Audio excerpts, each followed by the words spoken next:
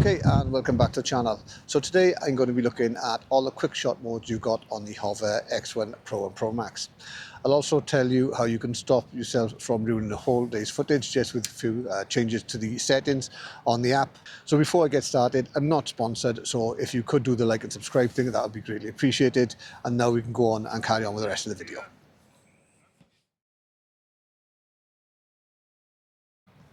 So with the bird's eye shot, basically the drone is just going to rise up vertically above you, and then you're going to have the option of doing 4 different spin modes, being from off, slow, medium and fast. Now if you are using the rotation option, it is a matter of experimentation to get the right rotation speed you need for whatever shot you're actually looking for. And then once it's completed the maneuver, it's going to come back down and land as normal. Now it also gives you the option to film either in 2 separate segments or 1 continuous flow. And for me personally, I do prefer the 1 continuous shot, as I think it looks a lot smoother and you're not going to have that break when the drone reaches its summit. It's also going to have the option of having the camera facing down, or you can have the camera facing forwards. So this is going to give you the option of doing a nice reveal shot, because it means that you can have the camera coming up from behind an object to reveal the scenery in front of you. It's also going to give you a number of different heights you can go to, with the tallest being 33 meters or 100 feet. But it does mean that you're going to have the Omni terrain switched on and that locked in place to go to those extra heights. Now with follow, the drone's going to be behind you at a fixed distance and height, and it's going to track you in the center of the frame wherever you go. Now it does give you 3 options for the distance, being close, medium and far, and 3 options for the height, being low, flat and high. But I would recommend you having the drone as far back and as high as possible, and that's going to mean you're going to have less chances of exposure changes during the footage. Another reason why you want the drone a distance behind you is because if you are traveling fast and you have to brake suddenly, it's going to reduce the chances of the drone actually crashing into the back of you and being damaged. And obviously you need to bear in mind the environment you're in, because you don't want the drone crashing into any trees or anything else which could be in the way as you're moving forward. Now the Dolly Track option is the opposite to follow. So basically, as you move forward, the drone's going to be in front of you, and then it's going to keep that fixed distance between you and the drone as you move. So because the drone is trying to anticipate your move, it does mean that if you do make a slight movement as you're going forward, that's going to be exaggerated quite a bit with the actual drone, and it can veer off quite a bit to the left or right or up or down. Now again, it gives you 3 different distance levels and 3 different height options for when it's filming you. And like the regular follow mode, the further away the drone is and the higher up the drone is means you're going to get better overall footage. So it can give some really nice dynamic shots of you on the bike or jogging, whatever, which gives you a nice unique perspective as opposed to the drone being always behind you. So when you're doing an orbit, it does exactly what it says. The drone is just going to rotate around you between 1/4 and 3 times. There are a few things you need to bear in mind when you're using the orbit option. The first thing you want to do is make sure that the drone takes off either to the side of you or the rear of you. And this is because if you choose it on 1 revolution and you start it in front, it means it's going to go around, stop at the same point in front of you, and that's going to ruin the shot. Whereas if you got it to the side or the rear and you do the maximum of 3 revolutions, you're going to have 3 shots of the drone being in the right position to get the footage that you want to take. Another thing you need to bear in mind is the actual ground and how flat it is as well. So you want to make sure that if the ground is slightly uneven, that the drone starts further up on the highest part of the ground, so as it goes round it's not going to detect anything below it and then stop. So even on somewhere like I am now, the beach, even though it does look relatively flat, when I've done this in the past, I started at the wrong location, it's gone round the beach, detected the sand had risen slightly, even though it was only maybe a foot or so, and stopped the footage, and then I had to do it all over again, and that resulted in me wasting my time and battery power.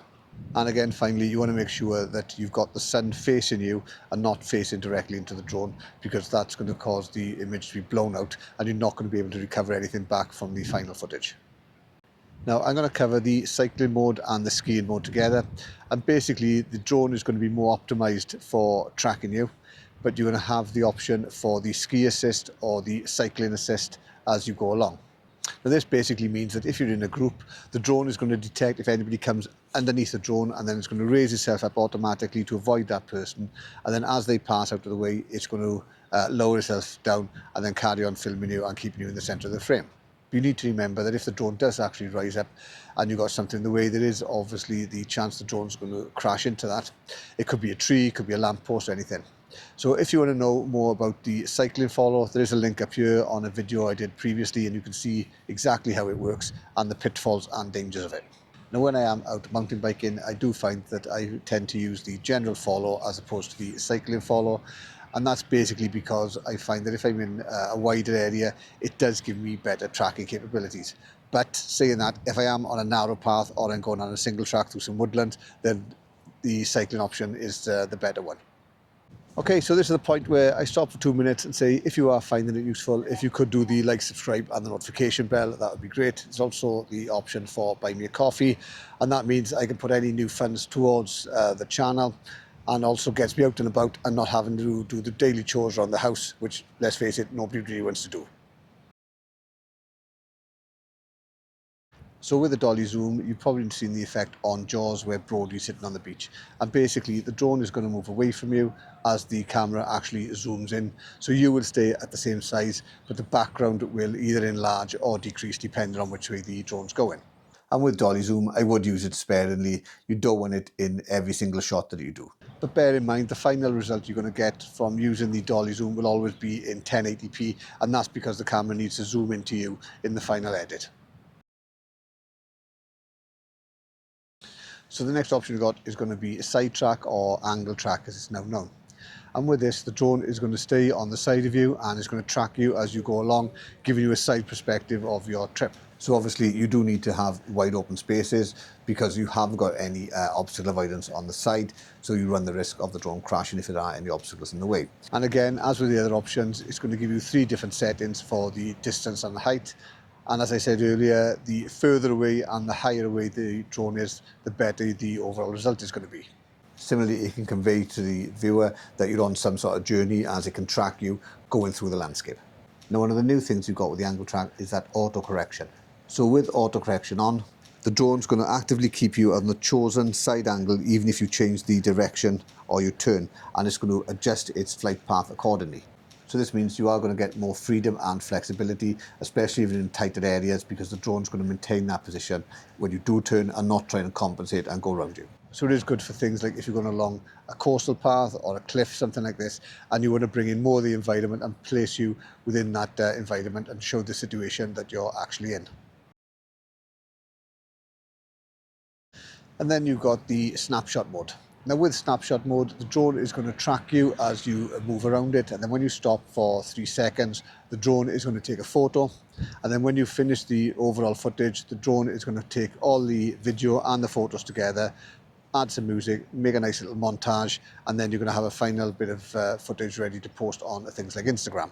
So it is a fun thing for the kids if they're out in the park, because it means they can play about with the drone, and it's going to follow them and create a little bit of footage for you to post to social media.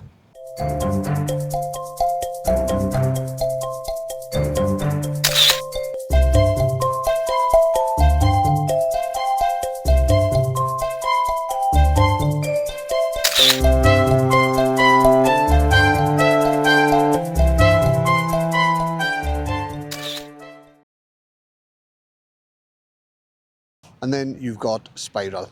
So like the orbit mode, the drone's going to rotate around you, but with spiral, it's going to rise up to a predetermined height as it goes round, but it is only going to do 1 revolution. And like with other shots, having the drone going out far and high is always beneficial, because it's going to convey to the viewer exactly where you are and put you more into the context of your surroundings. But as with the orbit shot, you do need to bear in mind exactly where you want the drone to start, because it's obviously going to finish as it does 1 complete revolution. So if you could have it starting to the side of you, that's going to be better. And again, you want to bear in mind where the sun is, because you don't want the drone ending the shot facing directly into the sun. Everything's going to be blown out and ruined, and then you've wasted your time. And then you've got the zoom out feature. Now with the zoom out feature, the drone is going to move away from you to a fixed distance, and you can also have the drone rising up into the air. So it's going to give you a shot where it's going to open up all the landscape to show the viewer exactly where you are. and obviously doing it in low wind conditions is going to be better, so you're going to get less wobble. And also bear in mind any obstacles which could be behind the drone which could stop it completing the full distance and ruining your shot.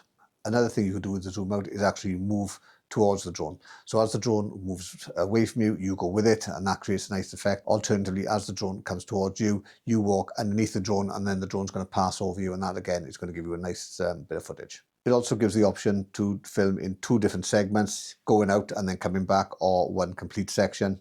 But like the bird's eye mode, for me personally, I do prefer the one continuous motion, as I do find it to be a lot smoother. Now it will go up to 33 meters or 100 feet away, but you do need to make sure that the Omni terrain is set, otherwise the drone won't complete the maneuver. They've also got the option for the 360 spin. And what the drone does with the 360 spin, it remains in one location and then it'll revolve around twice, and you can do this with 5 different speeds. You have got the option for the drone to rise up at 3 different heights, and it is good if you want to get in some nice landscape shots and have it on a slow, because the drone's going to do a nice smooth revolution.